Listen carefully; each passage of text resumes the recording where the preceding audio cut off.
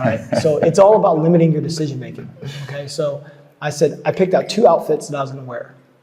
Okay, 2 outfits. I'm going to wear this and these combination of pants, whatever. All right, that's it. So when I go to my closet every day, now I might be washing clothes a lot. When I go to my closet, this is what I'm wearing. I'm making no decisions on any of the life stuff. Hi there, and welcome to another episode of Bamboo Podcast. We have a really special guest for today's episode. It will be held in English, and the guest is Jamion Christian from Pallacanestro Trieste. He is the head coach who won the championship of Lega 2 in Italy. This is actually the second part of the series, so if you lost the former one, I suggest you to go on my channel in order to look for it. And for the rest of you, I invite you to sit comfortable and just to immerse in the full episode. Let's go!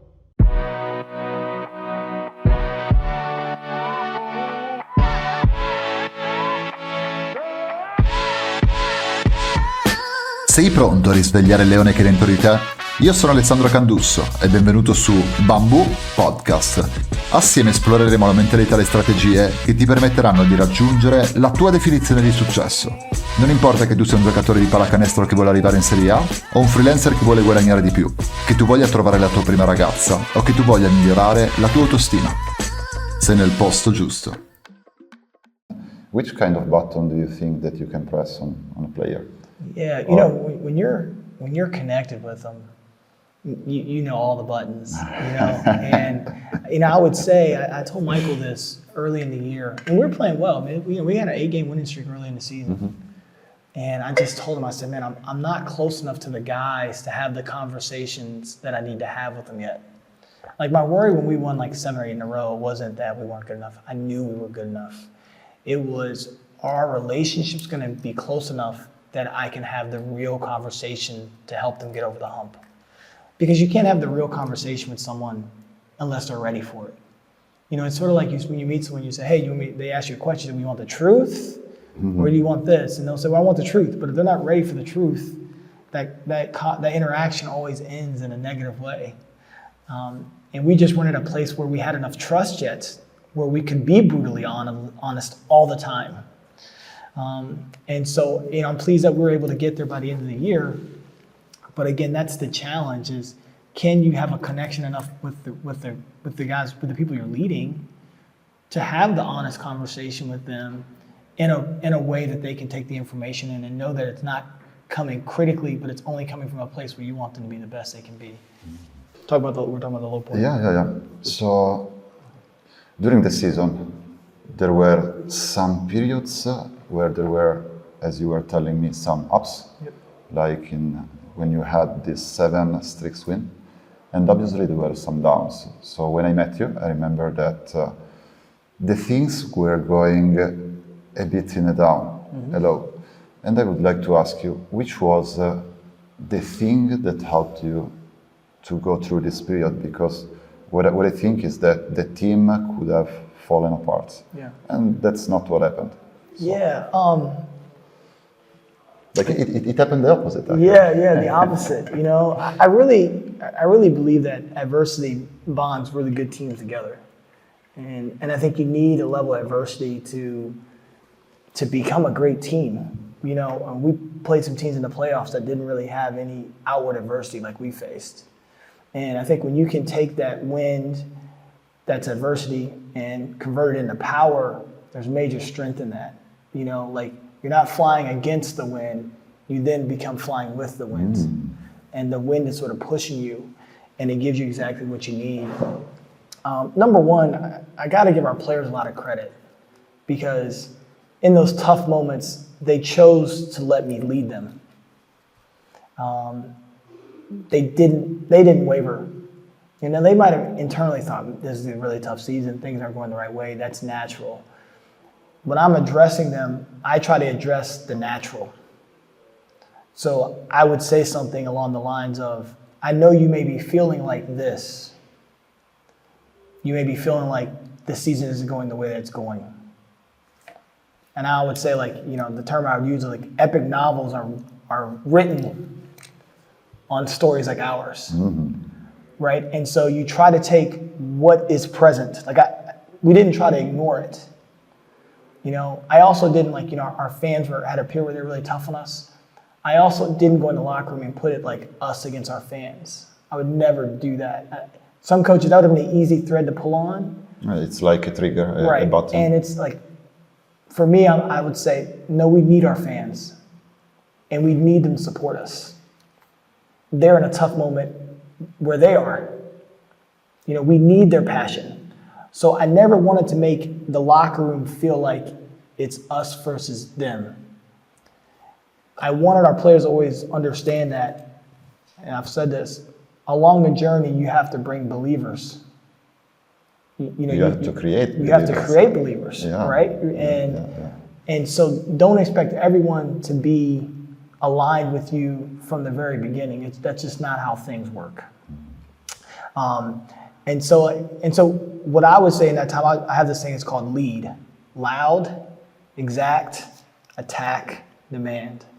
Loud, exact, attack, demand.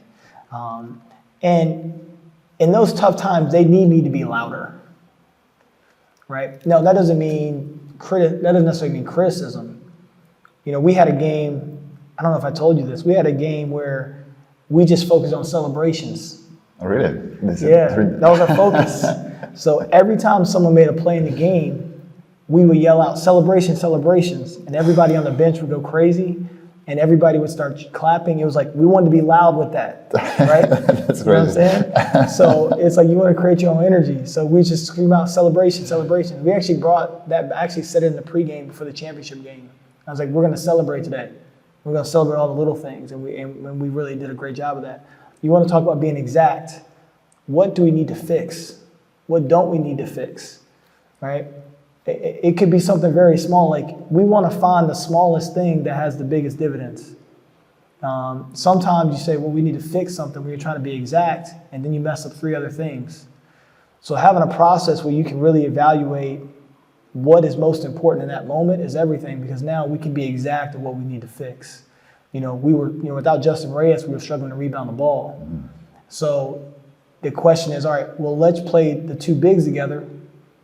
Now, what problems does that create? Well, if we get in foul trouble, we don't have this. You know, now you have to answer the other questions.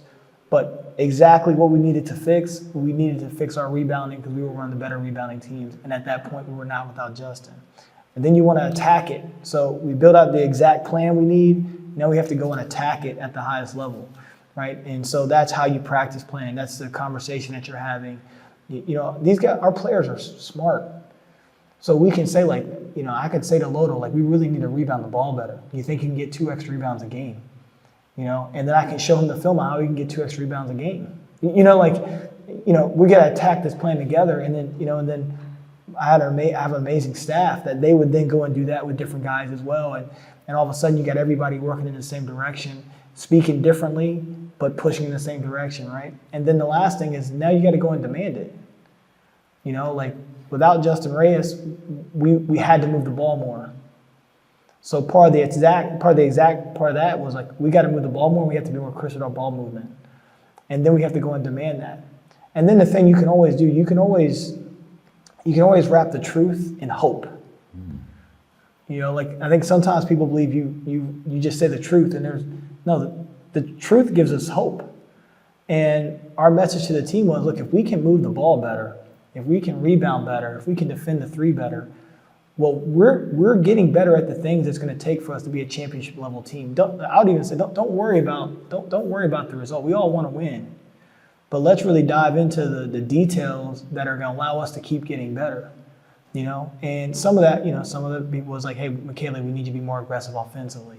You know, which we saw MVP of the entire thing, right? So those are little things that I would see in practice every day. And I'd say, you know, we're getting so much better. And when we get back to full strength, we're going to be really tough to beat. And it's just really encouraging the behaviors that you know lead to winning, and encouraging the behaviors that you know lead to your team being the most successful, and doing that at such an enthusiastic level on a consistent basis. Like, again, celebrations. And I think you came in one of those days and you were like, you gave me something great. You said to me, you know, and this I always say, like leadership is a crazy thing because there's a bunch of different layers of it. Like there's influence, which is the first layer, and influence is like so simple because it's like someone can say something like, I like your shirt. And every time you go to your closet, you look at that shirt, you think, man, someone likes this shirt, right? And you said to me, you said, I really like what you're building here because I think if you can complete this, it's gonna be something that no one's ever seen here in Italy. And you made me really like think through it. I said, man, like, I thought about it for the next 3 weeks because I thought, wow, what an adjustment this must be for our players. You know, like, man, I hadn't connected the dots like that until you said that. And then it also gave me, and I always have pretty good hope, but it also gave me hope that, you know what? You're seeing a lot, you're talking to a lot of players, you're seeing a lot of teams, you've been around basketball a lot. It's like, if you're feeling that when you walk in the gym, and we've lost 4 in a row, there's something really special going on here, you know? And don't pull back, but to embrace it and push forward, you know? But what did you see? I mean, you came in that day, and you came in a bunch of those days, and what did you see? I mean, I think I know how I felt in the moment, but what did you see when you were there interacting with us, watching us? So I think that the secret is what you just talked about. I have one word that I've written that is gratitude. Is open people to be grateful for whatever they have. It could be celebrate for all little things that you can build through the season. It could be just being grateful for whatever it come up to you. It could be the job that you have, like if you're a basketball player, you're doing your dream job. So that's a huge thing that I think that lead all the team to this success. Because I know I played basketball before. I played for 15, 17 years when I was younger. And I know the method of Italian basketball coaches. Not everybody for sure, but a lot of coaches are like this. And when something is not going as planned, they try to push you with shouting and being hungry. So hungry is the button that they push usually. And I think that hungriness or like shouting is a good button for the short term. So it works if you need something like in a month, if you need something like in a game, you can be hungry with players and you can pull out everything they have. But if you do it for the whole season, they won't be able to do so. And I saw a lot of teams like in Italy, in Lega 2, that had this kind of thread. Like there was a coach that was coming into the team. He was really good, but really he was imposing his vision to the player, let's say. And I saw that work for maximum a season. Yeah. In the second season, you see, and I work with the players, so I know what's behind the scene. I see the player that were like actually falling apart. Yeah. It was not a project that is sustainable. Yeah. So what I see in this project is that yes, there could be the screaming when it's needed, there could be the shouting, but it's not this. Yeah. Like what was underneath was like being grateful for whatever you are creating. Make the players understand that it's not all about this month where the things are not going as planned. Look at the bigger picture. Yeah. So I think that looking at the small thing and appreciating these small things can help you to see the bigger picture. So this, in my opinion, was the key and why I was pretty sure that you were building something huge, something different, because nobody is building it.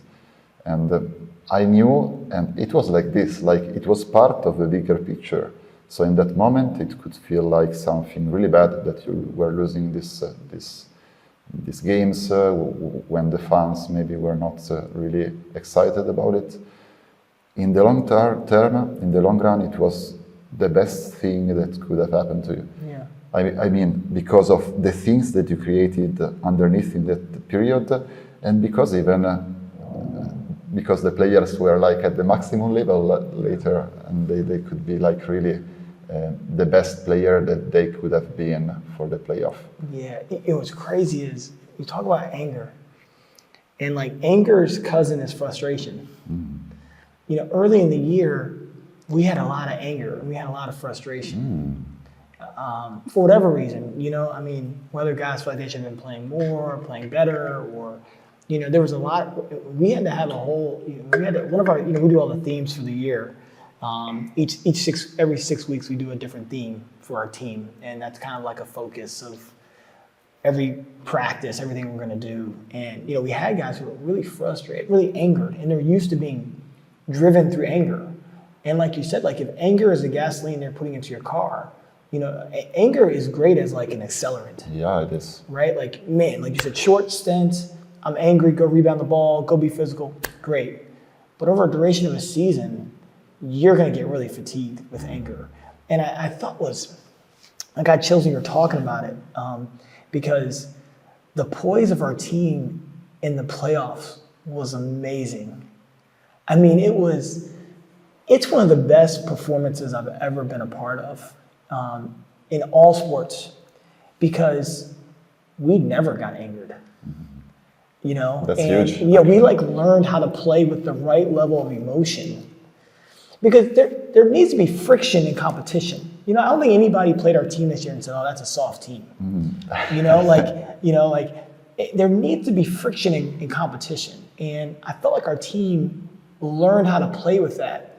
You know, what we're really talking about is building internal motivation over external motivation. Right, which would take us down a whole nother track. It But, is actually. you know, I think, you know, what I really believe in is like if you can, and maybe it's because my parents are teachers, right? Like if you can teach someone these internal keys, then they can dial into them when they need them.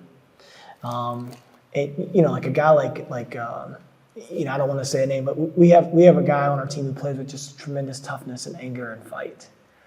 And early in the year, he was doing that and making really bad decisions. You know, it's like if you're driving a car at 150 miles an hour, you know, I don't know what the conversion is, and you're turning it, you know, you're going to be sliding and hitting the rails. You're going to be going off. You're going to make some bad decisions.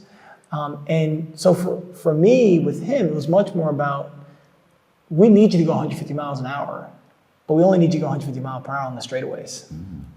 You know, and so let's make sure when we're approaching the curve, that we're not spilling over. We actually use a term, we call it Mach 10. Mach 10. Mach 10. So in the movie Maverick that came out with Tom Cruise, you know, he has to get, you know, they've got to get their car to they have to get their plane to Mach 10 to keep the contract. That's all he's got to do. If he gets to the Mach 10, everyone there is going to keep their jobs and have the chance at the beginning of the movie. And you know, Maverick he always pushes things further than they need to go. And he gets into Mach 10. He's actually now the fastest man in the history of the world at Mach 10. And he says to the car, and everything's going fine. It's going Mach 10, going super fast. Nothing's breaking down. And he goes, let's a little bit further. And he goes to 111 and 112, and then it ends up, you know, crashing and burning. And so my point to our team was, we need to be at Mach 10. We need to be right at the point that pushes us to greatness, but we don't need to feel like we need to get to 111, because when you get to 111, the system breaks down. And we want to be able to play as fast as we can, as hard as we can, without the system breaking down. And so we talked about Mach 10. I pulled a movie clip, and I put these pictures around everywhere in the movie The Matrix, where Neo learns who he is, and they're just shooting the bullets at him. You know, they're in that lobby, they're shooting a bunch of bullets at him. He puts his hands up, he stops all the bullets. And then at some point he takes one, he drops them all down, he pushes them all down. And it's like, we have to be able to do this with any kind of adversity that's coming towards us. You know, we have to be Mach 10, and then we have to be able to stop the bullets in front of us and to be able to see clearly. And so I kind of try to use those two images with the players. And that was one of our themes for a good bit, because I felt like, man, we got a great team, but if we don't get our control of our emotion, it's going to spill over. And then I'd hear the guys in the locker room joking, saying, Mach 10, Mach 10, Mach 10. And anytime they joke about something, you also know that it's stuck. And I don't care if they joke about it. I don't care if they're serious about it. I just care that it's stuck. And I felt like we excelled at getting to Mach 110 or Mach 10 or whatever it was. And I thought that was super important. You talked about a topic that for me is really important. This one that you last spoke about, like that is slowing down. Like it's something really weird, like to understand, because we all know about the Mamba mentality of Kobe. That is, he was pushing in whatever situation. He was not sleeping enough. He was waking up really early in the morning. He was playing with a broke finger. Like he was really pushing through the limits. And I think that this approach was working for Kobe. It works maybe for the 0.1% of the player, but for the majority is something that is creating the opposite effect. Because in the long term, what happens is that players get stuck, stop, because they are not able to handle the emotion anymore. Like, what do you think about it? Because that's the idea that I have. I'm not sure about yours. So. Yeah, I always wonder why we always try to compare ourselves to the 0.1% when we know that person is in the 0.1%. Right? Like, it's unfair to me to compare myself to Kobe or Michael Jordan, and I think that for the majority of people. You know, like, you know, and I think as players, like, you automatically go, all right, well, this is what this person's doing, and I think comparison is the thief of joy.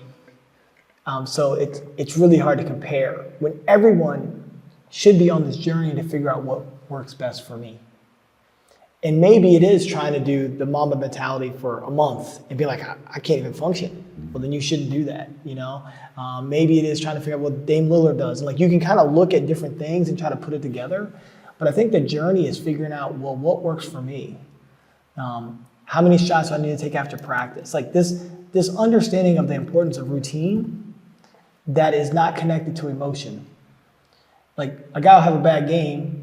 You'll see this guy be in the NBA Finals. A guy will have a bad game, and then he's there 3 hours before game 3. But statistics actually show that's actually bad, because that's showing a level of anxiety that you're having as a player, a level of pressure you're putting on yourself. Why not take the same number of shots every single day, no matter good or bad, and stay consistent? Right? And so I think when you study the great people, it is about consistency. It isn't about these tremendous highs and lows. No, Kobe could consistently do that for years. So it is consistency for him. But if you can't consistently do that and see the results that you need, then you have to modify it to fit yourself. And I think that I always look at that because I'm in Mamba mentality. I'm like, man, can your body even hold up to 3 workouts a day starting at 4 a.m.? Can you know, not just that, can your family life hold up to that? Can your personal life hold up to that? Can you find happiness in that? You know, I think finding the routine that works for you, like I was just thinking when I was in college, right? And talk about modification, where, you know, let's say we played on Thursday. I didn't talk on the phone to anyone starting on Monday.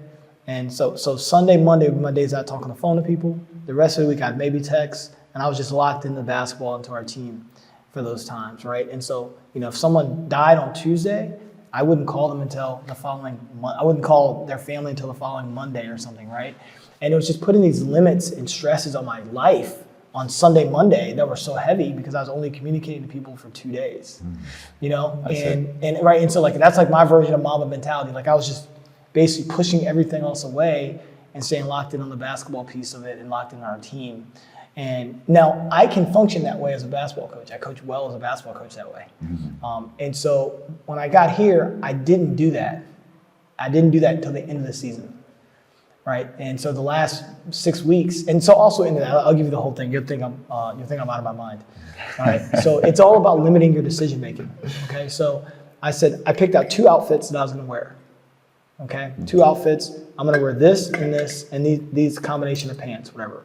All right, that's it. So when I go to my closet every day, now I might be washing clothes a lot. When I go to my closet, this is what I'm wearing. I'm making no decisions on any of the life stuff.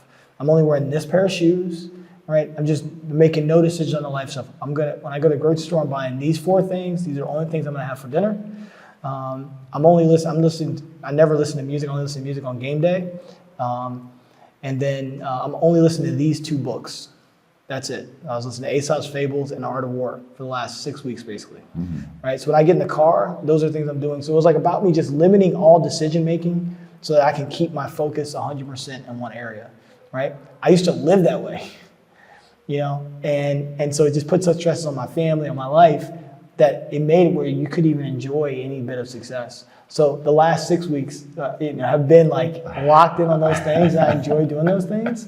But I think you have to learn how to modify that to fit your life. Because Kobe was in the NBA at 18 years old, 17 years old. So his life is all about basketball. He can afford to do all those things and not necessarily affect all the other things around him. But for most of us, we have family, friends, people we care about. We want to go out. We want to meet people. It's really hard to do that. And I think there's a better way to figure out how can I be most successful being who I am within this world of all these things that are going on. That was huge, actually. So I would like just to point out what you said in order, even for me to be clear. So you were saying about the question that I made of Kobe. So it's not about doing the same thing that is doing Kobe. Like, it's more important consistency. So if you know that you will be able to do everything you did Kobe for the next 20 years, you can do it. Right. Because you could be consistent. But if this kind of commitment is not for yourself, like, you have to find your own way. You have to find your own Mamba mentality and what that looks like. And that's really important. And I think that what you find is your Mamba mentality that you can create whenever you need, and it's more important. Because, for example, when there was the fase orologio, the phase before the playoff, Trieste was 5th, and was not like fighting to be in 4th place or 6th place. So you could have been more, I think, relaxed. Were you already doing this kind of decision making cutting or not during the? I knew I was going to do it once we got to the playoffs. Okay, so you started in the playoff? Yeah, I started in the playoff. Okay, okay. We had like a 2-week period, basically 10-day period between the playoffs and the last regular season game, and I knew I was going to go to this in the playoff. And up until then, I think it's just so important to stay just super open, because I'm like a different Jamion that time. You know what I mean? Like, it's more like Terminator. We're going to go and attack this goal. And I would think in my mind, Terminator. And it's like making the best decisions that are not about the long-term future, but what's best important now, because every game matters through the course of the year, but in the playoffs, we've got to be at our very best. And so I would say to myself, Terminator, and just try to stay locked in on that. And you were the person that you had to be in order to reach the goal that you had. Exactly. Okay, and you said another thing that is powerful, that is the power of no.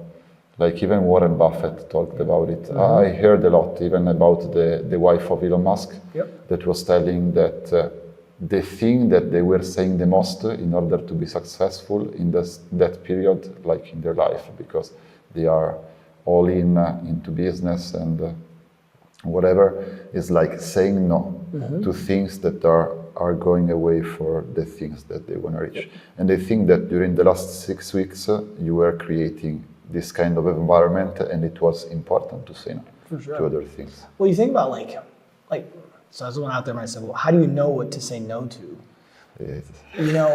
Number one, so if things go against your value, to me, they're easy. Those are easy no's, right? Like, I believe in this, they believe in this, that's an easy no. I think one of the things you really have to evaluate is what takes your energy away. If there is something that, every time I go to this group meeting, I am so exhausted when I get home. To me, that's a sign to say that should be probably a no. Because I'm expending so much energy to perform this task. And it's just so, you know what I mean? So it's Because like, it's taking out yes, energy it's from you. taking so much energy away from me. And look, there are people like that when you interact with them, they take so much energy away from you. And We'll end this episode right here in order to leave some suspense for the last part with Jamion Christian. It will come out really soon, so remember to subscribe to my channel and to activate the bell in order to be notified by YouTube. There is still really a lot that me and Christian Jamion will talk about, for sure on the power of no's. And see you on the next one.